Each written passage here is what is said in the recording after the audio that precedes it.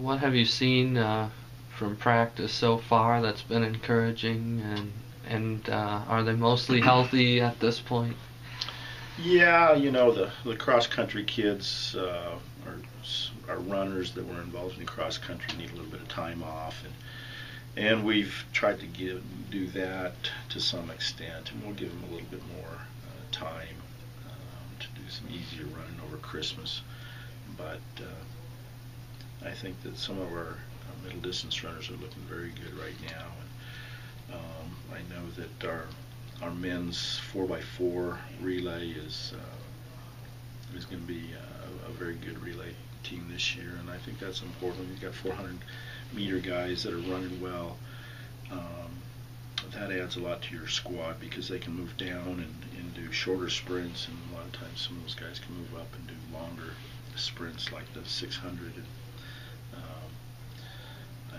I've always felt that if you have a strong 4x4, that adds a lot to your team. And right now our men look like they're we don't even know who our top 400-meter runner guys are. I think we've got 6, 7, maybe even 8 guys that could potentially run on our 4x4. And we know who a couple of the very top guys are. John Cartier in particular, he's a school record holder outdoor.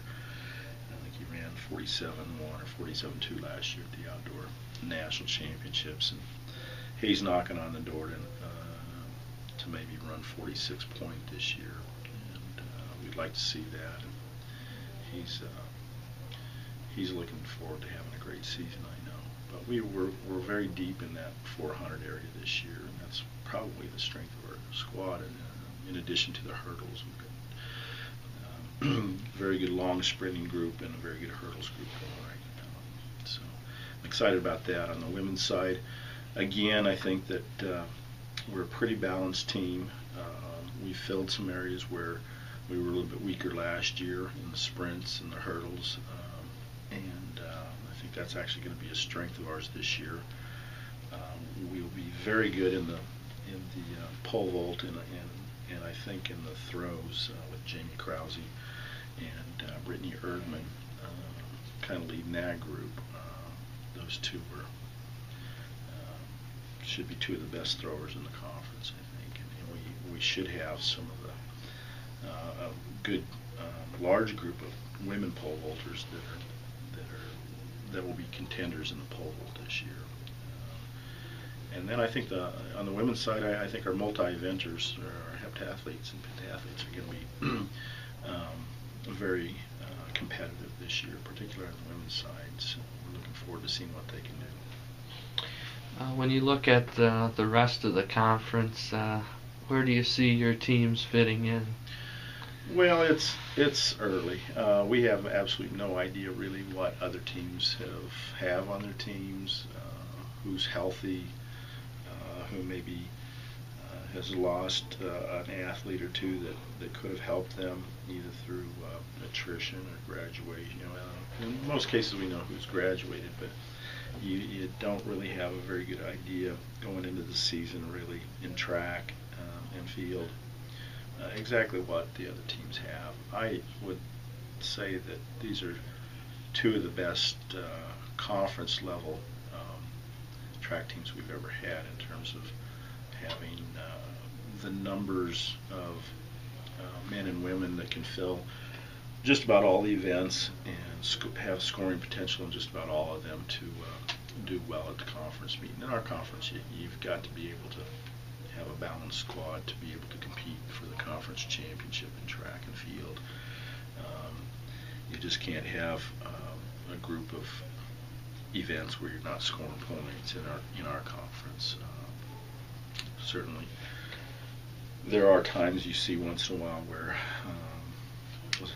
a school might have 3 or 4 great athletes and they score a boatload of points and can potentially compete for a conference championship. But I don't think that's really the case in our conference because there are just too many good athletes and too many teams that are pretty balanced in our conference. It's a great track conference.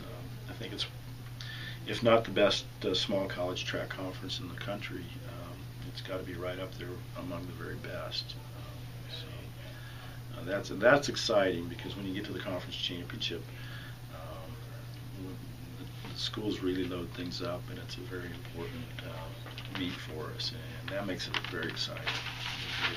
We get great attendance at our conference championship, and as far as that goes, at all of our indoor meets that we have very good attendance and very good following in our conference in terms of fan base.